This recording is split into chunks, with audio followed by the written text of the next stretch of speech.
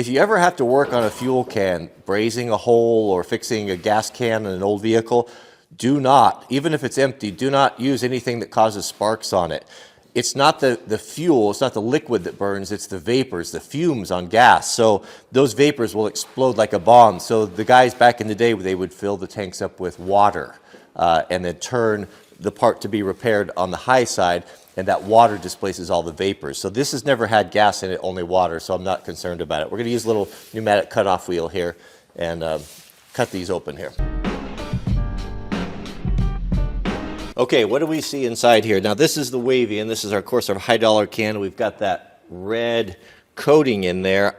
I guess my main concern is I don't want a coating that's going to be flaking off into my fuel. All we know is that as far as I could tell, this has been used for 25 years through a lot of militaries and such, and I haven't been able to find anybody complaining about it. Now we can see here on the inside, where it was damaged, where we dented it, that this stuff does indeed flake off. So just know that, if you do have a can that takes a big smash in it or something, the chance I can see that coating cracking in there. I can tell, having a background in auto body, I can tell that there wasn't a lot of prep done on this, and that this paint does not stick very well. I would like to see that done a little bit better. At least they should maybe even shot it or sandblast it or something to get a little bit more adhesion on there. That's the way it is. I don't know if they're all like that, but that's what this one is. We can see we got a nice welded seam right there, very thick metal. That's why it held up so good.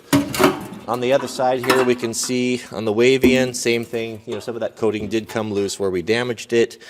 You can see where they didn't quite coat it right there on the top as well. This is a new can, and it sat with water in it for, a week or so since we did the initial test, and you can see that they didn't quite get it sprayed on the top. Here's the vent. That's kind of interesting. So if you look inside, you can see right there we've got that whole top section there that's nice and wide for that vent. So as you pour, you don't get the glugging effect near as much if you can let the air rush in there. And then that is comes out right there on the top. So that's a pretty good design right there.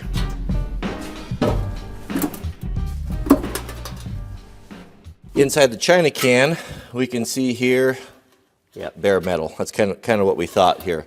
Starting to rust a little bit right there. That's going to be a problem. And guys might say, well, I don't put water in my gas. It shouldn't be a problem. You don't know. What I have found, especially running high-performance motorcycles and equipment, and guys will find out that a lot of stations don't have very fresh gas. Some have fresher than others. It's been sitting around longer, and some of them have more water in them. Maybe they're old underground tanks. Maybe they just, it's not exactly the same all the way around.